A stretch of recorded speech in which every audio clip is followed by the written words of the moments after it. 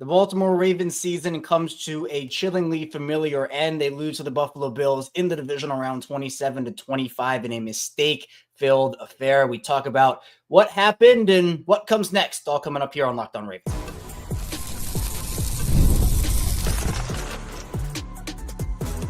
You are Locked On Ravens, your daily Baltimore Ravens podcast.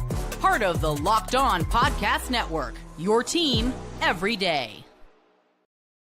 Welcome into another edition of Locked On Ravens, your daily Baltimore Ravens podcast. I'm your host, Kevin Ostreicher of Ravens Wire, here with you on the Locked On Podcast Network, your team every day. Thank you so much for being here, even after what we just watched, the Ravens lose, and making Locked On Ravens a part of your day and your first listen each and every day. We're free and available here on all podcasting platforms, including in video form on YouTube, where you can like and subscribe to the channel, and also in audio form where you can follow along and subscribe as well. And of course, we are a 5-day-a-week Ravens podcast, even in the offseason. All right, season's over. Even in the offseason, we go and we have episodes every single weekday, 5 days per week. And of course, we do bonus episodes like going live here after games, win or lose, regardless of how great the reaction is or how hard of a reaction it could be. So again, I want to thank everybody for tuning in. I know it's really hard after losses like this. It truly does mean the world to me. And today's post-game edition episode of Locked On Ravens is brought to you by PrizePicks. Go to PrizePicks.com/LockedOnNFL. Use code all lowercase LockedOnNFL to win $50 instantly when you play $5. You know, I'm pretty shocked and I don't even know. I'm feeling all sorts of emotions right now. Ravens are done. Their season's over. And the thing that kind of shakes me the most about it is the fact that it looked so familiar from start to finish. As I put in the thumbnail, if you're a YouTube watcher, same old Ravens. It just feels like this team, when it comes to January football, beats themselves over and over and over again. And look, I want to give some credit to the Bills, right? They were able to stop Derrick Henry early in this game. As the game went on, it was harder for them to do so, and the defense kind of faltered, and the Bills made plays to win. I mean, you kind of look at the initial box score stats here, if you want to talk about that. Both teams had technically, one, well, I guess in this game in particular, Baltimore and the turnover battle. That was the big thing, the turnover battle, right? Because what I think you talk about is you can't make mistakes in playoff games. You can't make mistakes in playoff games. They are 10 times more amplified, as I've been talking about. Bills, no turnovers. Ravens, 3 turnovers. Lamar Jackson had 2 awful ones. And I know there was a miscommunication with Rashad Bateman on the interception, the fumble, he got spun around. But of course, we're not going to make all these excuses here. And of course, not for Mark Andrews as well, who had that fumble. I know there's a lot of talk about his cutback angles and what he could have done, but it was just disappointing all around. And obviously, they had a shot to tie this game. It was a perfect shot to tie this game. And Mark Andrews with the worst drop of his career. Look, we talked a lot about Mark Andrews early in the season, but this is what I'm talking about with the Ravens. It feels like they have great regular seasons, right? We know they have great regular seasons. We don't care about that here. We don't care about great regular seasons, all right? If you're this Ravens team, you need to tighten up when the playoffs come around. You need to tighten up for 4 or 3 games or whatever it is. Regular season doesn't matter in Baltimore anymore. Regular season doesn't matter for John Harbaugh and Lamar Jackson-led teams. And every year you waste of Lamar Jackson is a year that's gone of his prime. And Lamar deserves blame for this loss. We'll get into that. There are a lot of people who deserve blame for this loss, because I want to also make it clear that it's not all on Lamar. I don't want to hear that either, right? There were plays Lamar made that were not good. But we're not going to sit here and blame it all on Lamar Jackson, because I don't think that's right. I don't think that's fair. Lamar's mistakes were loud, but a lot of other people's mistakes were loud in this game as well. And when you talk about, I see in the comments, the high snaps and the drops and the fumbles and some of the other play calling stuff that happened, Lamar's not out there doing that. But early in the game, those turnovers were very momentum changing. So I'm not going to sit here and absolve Lamar of all blame either. Right? I think it is a reasonably fair take to say that Lamar Jackson does deserve partial blame for this loss, but he is not going to be the only one that has to take the fall, because there were plenty of other reasons why the Ravens lost this game. But that's why it's so disappointing because here there is a standard of excellence. And in the regular season, like, yippee, it's all fine and dandy. You win in the regular season, that's great. But if you can't do it when the lights turn on and you kind of just go back into this mistake-laden football with coaching errors, player errors, whatever it is, that's not the way. All right? Super Bowls are the goal here. Super Bowls, not divisional round losses, not wild card wins. You think people care about that here? People care about going all the way. All right, people care about Super Bowls. And in this game, the Bills didn't make mistakes and the Ravens did. And that's what it comes down to. And I think that also you can look, I thought some of the play calling was very suspect in this and cost the Ravens points as well. I don't think it was a wonderful Todd Monken game, if we're being honest. I think that the Ravens did get away from the run at times. Now, there were times where they didn't, and that was a good shift and a change. But that second down and goal, you have to run there from the 2-yard line with Derrick Henry. You cannot afford to take a loss like Lamar did on that sack. Just run the ball with Derrick Henry. It was working, and then it didn't happen. So, and Anthony, I did a bad job predicting the game. Look, I admit it. I didn't have the Bills winning this game. They won the game. I thought that they couldn't stop Derrick Henry, and I thought that at times they couldn't, but at times they did a really good job. That was better than I thought the Bills were going to do, and that's where I will give Buffalo credit. But Cam says here, 16 carries for Henry is not acceptable. I do think it should have been more up towards 20. And I do think, and I saw a couple of tweets about it, you look at the Ravens. This game was never completely out of reach. It was definitely getting there. It was almost there at 21-10. If it had gotten to 28-10, that would have been, yes, you got to abandon everything and go. But once the Ravens got that stop on the opening possession of third down, and we did see the Ravens use the run more in the on certain drives in the second half. But Derrick Henry averaged 5.3 yards per carry on 16 carries. Justice Hill averaged 8.3. Justice Hill, if we want to do unsung heroes of the game on both sides of the ball, Justice Hill was awesome on the offensive side of the ball for the Ravens. And Tavius Robinson, I want to give a shout out to Tavius Robinson. Tavius Robinson was a beast in the run game for Baltimore the entire game. So shout out to those two guys. But yes, I would have probably liked to see a little more running, but I don't think they abandoned it completely. They still had more rushes than they had passes, but I do think at times they should have run the ball. And we will talk about Lamar in this game. We did go 18-25 for 254, 2 touchdowns, 1 interception. It's a weird feeling. I don't know if anybody else felt this way. But when the Ravens got the ball back down 8 with a chance to obviously score and get the 2-point conversion, I felt as confident as ever that Lamar was going to go down and lead that team to a touchdown. I was terrified of the 2-point conversion. I was terrified of it. I had more confidence in them scoring the touchdown than in them converting the 2 points. And obviously that dread kind of set in when Andrews dropped that football. And that's just what it feels like for this team, is they just like reset back to who they were at the beginning of the season in a lot of different aspects. And I have to give credit to that Baltimore defense, who again struggled mightily early in this game. They were not good early in this game. Josh Allen was having his way. They were getting timely plays. And again, the offense, like Lamar, that fumble, that put the defense in a bad spot. Right? That put the defense in a bad spot. There were also some bad penalties, but again, don't put the refs in a position to do that and decide the game. That was a bad PI call on Trey White. There were a couple of other bad calls on both sides, but again, the refs were not the main reason why the Ravens lost this game. That just is what it is. And Larry, I am here with you. I want to bring up this comment from Larry quickly. Larry says, I'm of the opinion that our inability to run for a 2-point conversion with King Henry is the most embarrassing thing ever. Who pays for Henry only to not use him when the season is on the line? Larry, I could not agree more with you, especially when you run the ball down the Bills' throat on that possession where you score. And then you do some pass that is obviously tipped to Isaiah Likely. And sure, the pass would have gotten to Likely, but it wasn't. I mean, that's the point. It wasn't. The ball was batted down. You have to, if you have Derrick Henry, use him in those short situations, especially when you are in a situation to pick up 2 easy yards, when you have been absolutely running that ball down their throat for that entire drive. And again, there's the threat of a pass being knocked down, right? There's a threat of the ball going wide. And obviously in the run game, there's a threat of Derek slipping or whatnot. We saw Linderbaum get pushed back on a play, and that caused Lamar to slip. He tripped over Linderbaum's ankle and everything. But it just feels like 2-point conversion wise, this was a really bad season overall for the Ravens.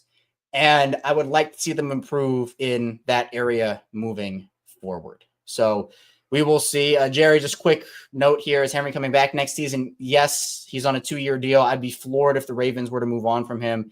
He's on a bargain deal. He is definitely coming back unless something crazy happens. So still 1 more year of Derrick Henry in Baltimore. So that is what it is. I'm in shock. This would have been a lot more manageable to swallow if this was a game where the Ravens didn't make mistakes and the Bills just went out there and beat them from start to finish. Or it's one of those games where it's a tight battle all the way, 2 great teams duking it out, and the Ravens come up just short.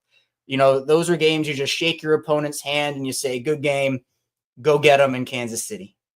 But this feels like a game that the Ravens had all of the tools to go in. And even with the mistakes, they were still in position to tie this game up. But of course, and I hate saying it this way, it was a chillingly familiar end. And honestly, unfortunately fitting that the Ravens season ended the way it did with a Mark Andrews drop on that 2-point conversion. Perfectly placed ball from Lamar. Absolute nails on that final drive. Lamar was nails on that final drive.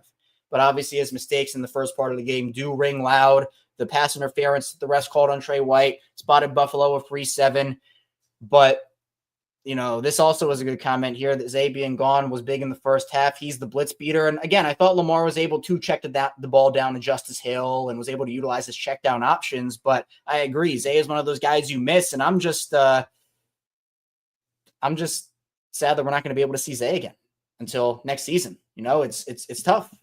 And, I know a lot of people are going to blame Lamar for this game. I think, again, he deserves partial blame. I do not think he deserves all of the blame. So I really do not want to hear that. But this is still a guy that is a really good quarterback. But now the conversations are going to be, with Josh Allen making it to a second AFC championship game and Lamar Jackson going home. We'll talk about the discourse, but I expected more from this team the way they were playing. That's what I'll say. I expected more, and I'm very disappointed that it ended up just being the same old Ravens. And, at the end of the day, there's going to be a long offseason ahead. We'll certainly dive into that a little bit. But again, I kind of just want to use this episode as a season wrap up, and then we'll dive more into the offseason. We'll have a bonus episode tomorrow, and then obviously we're still 5 days a week during the offseason. So, appreciate everybody for sticking with me here throughout the entire season. But we still have a lot more to dive into. So coming up in the second part of the show, we're going to be talking about how this Ravens season ended as disappointingly as it did, and a lot more. So stay tuned. We still have a lot to get to on this post-game instant reaction edition of Locked On Ravens. First, this show was brought to you by PrizePicks, and PrizePicks has so many great things going on over there. It's playoff time, and if you're like me, you want to make the most of these final weeks of the football action, that's where PrizePicks comes in. If you love football and want a chance to win real money while watching the games, PrizePicks is a place for you. It's the best way to turn your sports opinions into cash with daily fantasy player projections. With PrizePicks, simply pick more or less on player stats like total passing yards or rushing touchdowns. First shot similar to 1,000 times money. You can make your picks in less than 60 seconds, or if you're looking for a flex play to boost your payout or want to cash out quickly, PrizePicks has got you covered. With over 10 million members and billions in winnings, it's clear that people are loving this platform. I've been playing for a while now, and I'm having a blast. This week, I and Lamar Jackson for more than 230 passing yards, and Saquon, he did a really good job out there with his Eagles team, but even Derrick Henry for more than 1 touchdown. And unfortunately for Lamar and Derrick Henry, that did not come to fruition. So easy to use, and I love how fast the payouts are. I've gotten paid out in as little as 15 minutes with my picks hit, plus weekly promos like Taco Tuesday discounts add even more value to my lineups. Here's a special offer for Locked On NFL listeners. Download the app today. Use code Locked On NFL to get $50 instantly after you play your first $5 lineup. That's PrizePicks. Run your game. Download the app today. Use code Locked On NFL to get $50 instantly after you play your first $5 lineup. PrizePicks. Run your game. Back here on Locked On Ravens, Kevin Ostreicher coming to you after a brutal Ravens loss. Season is over. They move ahead to the offseason. I hate saying stuff like this early, but the Ravens have the 27th overall pick in the 2025 NFL draft. And, the Ravens deserved this loss. if I'm being completely honest with you. The way that they played, they deserved it. The way Lamar Jackson had those mistakes early and Mark Andrews had the mistakes late. The defense struggled in the first half. I thought that Todd Monken didn't have a great game. So many things contributed. And of course, as I'm going about here on the show, we're going to talk about things the Ravens players are saying. Obviously, Mark Andrews' teammates are coming to his defense. Isaiah Likely saying Mark is a pro's pro. And, Emmanuel Acho is telling on himself right now. He already said, Andrews, I hope you know you just cost Lamar Jackson 12 months of slander. Just unbelievable stuff. I think that this Ravens team and Lamar Jackson, he says, it's effing annoying. I'm tired of this. It's a family-friendly show. I'll say I'm tired of this. We're not going to curse on Locked On Ravens, even though I kind of want to a little bit. We're family friendly on the show, regardless win, lose, or tie. But he's someone that he's a competitor, and he is more upset than anybody. It doesn't give an excuse for his play, but I don't know what the Ravens need to do. I mean, it seems like it's a mental thing at this point. And again, I'm not saying the Bills didn't play enough good football to win, because they did. But at this point, it's just like it's the same thing that happens over and over and over and over and over again. And yeah, I'm tired of it too, Lamar. I hear you. Everybody's tired of it here in Baltimore. And of course, it starts with the quarterback and the coach, and it always will. Starts with John Harbaugh and Lamar and everybody. But at the end of the day, and here's a stat from CBS Sports, the Ravens have 78 wins over the last 7 seasons. No NFL team in NFL history has more wins over a 7-year span without a Super Bowl appearance than the Baltimore Ravens. And, Lamar said he threw a BS interception, and he said if we're protecting the ball, we're not having these conversations, which is true. You cannot turn the ball over 3 times in a high-stakes playoff game. You can't do it. And I hate the fact that, Lamar will get the majority of this blame, even though he deserves some of it. He does not deserve the majority of it. And if this is the Ravens' identity, it's a sad identity to have. Like, it's a sad identity to be known as this, like, first-rate organization that goes out there and wins games all the time in the regular season, but then when the lights shine the brightest, you can't get the job done. Right at that point, some changes do have to happen. And after last season, and this is a kind of a separate conversation, I said that, John Harbaugh, after the AFC Championship, the Ravens were never going to fire him after that. It was a step in the right direction. And if you've been listening to me every day on Locked On Ravens, you know that I am a massive proponent of playoff growth, and I judge a lot based off of that. And this is a step back. This is a disappointing season. It's a failure of a season, in my opinion. And I said this, I went on Locked On Sports today with, my guy Peter Bukowski, who does that, and he also does Locked On Packers, and he asked me about Lamar Jackson conversations that are going to be had after this game. And I said that, look, they're going to be uncomfortable conversations, and Lamar deserves blame. We're going to have those conversations as well. But for John Harbaugh, this is a team that has a first-year defensive coordinator, a second-year offensive coordinator that might get hired. I don't know. And I feel like at this point, the Ravens fans might want Monken to get hired so they can start fresh there. I don't know. I think Monken's talented. I do think I've not been as impressed with him as I would have hoped to be at this point through his 2 years. And I've been clear. This is not hindsight for me. I've been clear on that if you've been listening to me. I've said more often than not that I think the Ravens either start too slow or they start fast and then they just, take their foot off the gas. But again, first-year defensive coordinator, second-year offensive coordinator. And at the end of the day, you're not going to, scapegoat the first-year defensive coordinator and get rid of him. Are you going to scapegoat the second-year offensive coordinator and get rid of him? Do you feel comfortable enough to run it back again with maybe some more draft capital and maybe add a vet or two here and there? The Ravens don't have a ton of pending unrestricted free agents they're going to have to make decisions on. I think they have one more year to kind of run this thing back and see what happens. But I will say that John Harbaugh will enter 2025 with a warm seat. My prediction, and again, you can think they should fire him or not. This is just my prediction. My prediction is that the Ravens will not fire John Harbaugh, but he will enter the season with a warm seat. And if there's anything less than an AFC championship berth, I think he does get fired next season. That is my stance on that. I think that the Ravens will not move on from him. I don't even think he deserves that much blame in this game. Like, yes, he deserves blame for not having his guys ready to play for a lot of this game. Like, that is what I'll say. But I don't think there were any like egregious John Harbaugh decisions. And again, whether you want him to be fired or not, that's a different conversation. Or you want him to move on or not, that's a different conversation.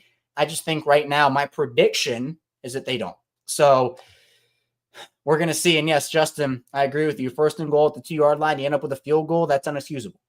Inexcusable. Can't do it. You cannot have it. And I'm just trying to, again, peruse through social media, see what the Ravens players are saying. I think I saw Kyle Hamilton say something that caused controversy. Let me see. Where are we? Here we go. Hamilton. It's not a personnel thing. It's not a coaching thing. We just didn't execute. These losses hurt, but it adds fuel to the fire. I mean, yeah, how much fuel? And I see Rita Hubbard, the NFL chick who does an awesome job over at 105.7. She says, how much more fuel do you need? Like, you've had devastating loss after devastating loss. Like, you know, what more fuel do you have to add to this fire? Right? How much more fuel do you have to add? You know, this was a team loss, in my opinion, right? I think everybody contributed in some way, shape, or form. All right. And again, I don't mean everybody, but I mean Lamar, Mark Andrews, Todd Monken, defense, coaching staff, you know, offensive line allowed some quick pressures early, and they weren't great in blocking early on in this game. You know, I thought that in a couple plays, Roger Rosengarten didn't do great. He and Ed Oliver, like all that. I don't really know. But again, and this is kind of the conversation, and I see Jeremy put it in there, the blame will come back to the quarterback, whether fair or not. And I think it is fair to blame Lamar for some of this game, right? I'm not going to – my thing here on Locked On Ravens, for those who are new to the show or haven't tuned in a bunch, is I'm someone who gives criticism where it's due, and I give praise where it's due. You know, I'm not going to try to play one side super hard or the other, because that's not how I operate. I try to play things as fairly as I can. And it's fair to say that those 2 turnovers from Lamar Jackson cost Baltimore points. They gave Buffalo opportunities and points, and that was a really big turning point in the game. Or even if you come with a field goal on those possessions, those are really big. I mean, the Ravens had the ball with an opportunity to get a field goal on that fumble, at least. So I don't know. And I see the comments about Mark Andrews as well. You know, they need to trade him, get rid of him, all those things. It was a bad Mark Andrews game. I'm not going to sit here and tell you it wasn't. It was Mark's worst game of his career, and it came in the worst possible spot you can have it. But Mark's still a really good player, and they're going to keep him, and they're going to ride it out with him. I understand the frustration. I'm frustrated. I get it. But, you know, they're not going – there are conversations about guys in the offseason they're going to have.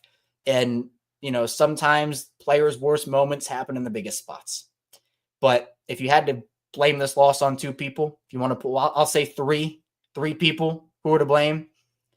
It's Mark Andrews, Todd Monken, and Lamar Jackson.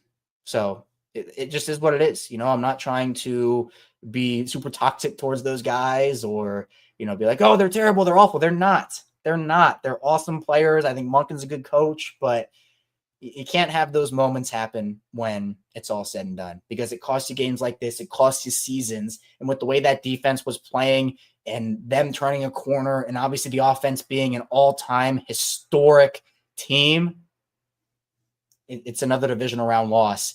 You could have even lived with another AFC championship loss, even though I probably couldn't have. But divisional round loss just makes it hurt so much more. So coming up with the final part of the show, still have a lot to dive into. We're going to kind of look ahead, I guess, a little bit to the offseason. I will still try to peruse through social media and figure out what the Ravens are saying about this loss, because I know there are a lot of opinions about it. So be sure to stay tuned here on Locked On Ravens. Plenty to dive into.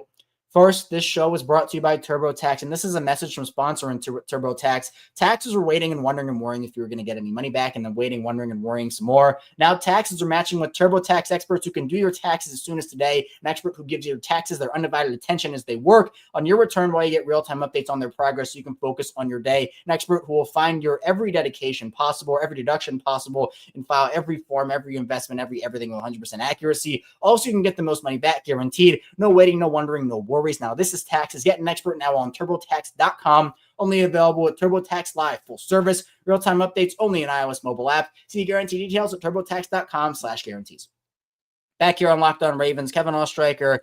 Final segment of this show. Still a 5-day-week Ravens podcast through and through. And I want to take a mini second here to say thank you to everybody. And I truly mean this from the bottom of my heart. And I'll expand more on tomorrow's show because I don't want to spend too much time on it here now. But this was an awesome season for me personally, professionally. Growing this show and growing this channel in audio form, we grew at an exponential rate. Video form, we hit 11,000 subscribers before the season end. My goal was 10,000 and we blew past that. None of this happens without the support I've gotten on all platforms, video form, audio form. And we're going to ride it out here on Locked On Ravens. Again, I promise we're going to have a background and audio video revamp this offseason. And, just keep rocking out with me. I know that sometimes it gets hard and, the offseason content, but I'm excited to dive into another offseason here, even though it hurts right now, 1,000%. So I can't thank everybody enough for everything. And, I'm excited to kind of see where this team goes, even though I'm not excited about the loss. And I feel like the Ravens had a shot to win the Super Bowl this year. I really did. I thought that, it would have been different. But after so many times seeing the same story unfold over and over and over again, I mean, I don't know. I don't know what to believe anymore because it's crushing as the championship game loss was last season. As crushing as some of the other playoff losses they've had over the course of Lamar's tenure. This one hurt a lot. And I think a big reason for that is because we saw the defensive turnaround. We saw how historic the Ravens offense was. And it doesn't matter. Like, it just feels like no matter what, January comes and this team just forgets how they got there for the most part. I haven't even talked about the box score stats, right? I haven't even talked about it. And that, to me, I think is extremely difficult because you wonder, like, is this the Baltimore Ravens? Is this the team's identity, right? Is that who this team is now? Is there enough to say that, yeah, when the Ravens get into those big moments, they're going to falter? Whether it's Harbaugh or Lamar or Andrews or Flowers or whoever, Monken, like whatever it is it going to be too big for them every single time? And I hate that we have to have that conversation. So the way that this game went, and again, we'll quickly go over because, again, I feel like I should have talked about this a little bit, but I've been so caught up in everything. Baltimore, it was 7-7. They get off to an awesome start, and then they just kind of implode in the second quarter. Baltimore had a great third quarter, but only gets 9 points out of it. And then the Bills played even in the fourth to win the game. So many opportunities. Likely had 4 for 73 in that awesome touchdown. Rashad had 4 for 66. I thought those two guys stepped up. Andrews had 5 for 61, but obviously this game for him is going to be tainted for the rest of his career. Henry 16 for 84 in the score. As I mentioned, Hill 6 for 50. You look at the team stats, and the Ravens outgained the Bills by almost 150 total yards in the same amount of drives. The Ravens went 7 for 10 on third down. They were nails on third down almost the entire game. They outrushed the Bills. The Bills had less penalties, and that's unfortunate. The Bills also held the ball for 3 more minutes than the Ravens. But what's going to stand out is 3 turnovers for the Ravens and 0 turnovers for the Bills. That is what decided this game. And now you look ahead to just a really long and dark offseason. And again, we're going to have your coverage here on Locked On Ravens 5 days a week, so don't you forget it. It's a tough game. It's a tough end of the season, but I strive every single day to be here for you on Locked On Ravens. Weekdays, we will be here 5 days a week, and I'm going to miss these live post games. You know, these are always fun for me, engaging with the community, and I forgot to say it because I was so caught up in the emotion, but tell me where you're tuning in from. I really like seeing where we have all of our community members. Put it in the comments if you're watching after the fact. You can hit me up on social media if you're listening in audio form. But I don't know where this team goes from here. I mean, I'll give it a shot. Let's talk about it for a little bit. Let's play a couple of games in the chat. Let's play a couple of games in the chat. How confident are you in this version of the Ravens team moving forward? Do you think that they can run it back with a couple of additions and win the Super Bowl? Or do you think that more changes have to happen? Do you think that bigger changes, I'll frame it as, have to happen? This version of the Ravens, so let's say they add another offensive lineman, another corner, and I don't know, another receiver. Let's say that. Three key acquisitions during the offseason. Do you feel confident they can run back and win a Super Bowl? So let's do scale of 1 to 10. Do you think you're confident? That could be 0 or no. Let's do confident is 10. So confident is 10 and not confident is 0. I see 7s, I see 4s, I see 3s, I see more 7s. So yeah, I feel like I'm like a 6.5 right now. I feel like they do have to make a bigger change, not like a drastic one, but they do need more additions. And I'm going to put this out when we're done here on Locked On Ravens. I'm just going to look up the Ravens free agents quickly so we can have that context. And again, this is all stuff. I'm going to do a bonus episode tomorrow, 6 a.m. So I'm going to dive more into this then. But just off the rip, free agents, Marcus Williams, he is going to be a free agent after this season. They're going to cut him. Ronnie Stanley, Patrick McCary, Trey White, Nelson Aguilar, Patrick Ricard, Malik Harrison, Josh Jones, Brandon Stevens, Tylen Wallace, Ardarius Washington, who is a restricted free agent. I think Washington is okay. But, I mean, the big ones here, it's McCary, it's Stevens, and Ricard, and Stanley. And that's really it in terms of guys that they have a decision to make. So that's why I think they have one more season, because 2026, it's Andrews, Henry, Van Noy, Hamilton, Linderbaum, Owe, all these guys. You got to make decisions. And I think that actually Hamilton and Linderbaum, I think that's when their options get picked up. So I think, no, this year is when they get picked up, right? I don't know. I'm too hyped on the game, and not in a good way, hyped in a bad way on the game. But we'll talk about that more tomorrow. They need to address a couple of positions. They need to continue moving forward with their offensive line rebuild. They need to add more guys there. Another wide receiver for depth, most definitely.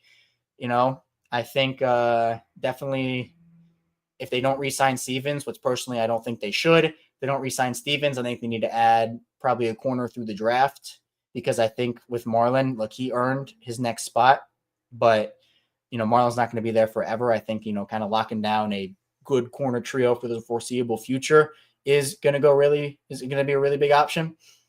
Tyler, look, I could see this happening. I could see Todd going to Jacksonville and T. Martin being the offensive coordinator. I could certainly see that happening. It's a possibility. And there's a shot that Monken does leave, and they're going to have to reset again. I don't really know what they do in terms of some of the other positions on their line, but they're going to have to figure out a lot. And yeah, it definitely is options next year, because likely is going to be a free agent next season. They're going to pick up the options on Linderbaum and Hamilton. So it definitely is not 2026 for Hamilton and Linderbaum. So, all right, I know my stuff a little bit. I know my stuff. But again, the conversations coming out of this game is just going to be how disappointing it was. Another season crashing and burning, and it being the same story over and over again. Again, it'd be a lot easier to swallow if the Ravens played a really tough game, didn't have mistakes, and the Bills just flat out beat them. But you look at this and you see the turnovers, you see the drop 2-point conversion, and you have bad plays from Lamar, bad plays from Mark Andrews, bad play calls from Todd Monk, and the defense can't stop the Bills in the second quarter. And assisted by the refs a little bit, but I'm not blaming them for this game. You have to look yourself in the mirror, and it just feels like they roll over whenever something happens in the postseason like this. And I thought it was a valiant effort to come back the way they did. It was never true the Ravens couldn't come back. That was a old and tired and never true narrative in the first place. Would have liked to see Derrick Henry have more touches, but I don't really know, what the Ravens want to approach this offseason with, because there are a couple of different directions that it could go. They could make the big change, or it could be just smaller changes. You run it back next season, and then you see what happens. But the definition of insanity is doing the same thing over and over again and expecting the same results. And these past 2 seasons, it's been more of the same. And that's the really tough conversation that does have to be had. So look, I'm not saying Lamar is not the franchise quarterback of this team. He is. He's the guy that, hopefully he'll lead this team to the promised land. He's the guy that we're going to go and ride with here in Baltimore 1,000%. But it definitely is another disappointing end of the season. And it's a lot of stuff to unpack as we continue and start this offseason here on Locked On Ravens. So again, hit that like and subscribe button in video form and follow along in audio form if you want 5 days a week plus more of daily Ravens coverage. So we're not going anywhere. We're 5 days a week on this show every single week. So be sure to keep it locked in here on Locked On Ravens in video form and in audio form. Tell a friend or a family member that we are here for them with Ravens content as well. And again, we'll be back here with a bonus episode tomorrow, breaking things down some more. We'll have some time to cool off and reflect from what happened in this game. So again, be sure to like and subscribe in video form, follow along in audio form. I'll see you right back here tomorrow on Locked On Ravens.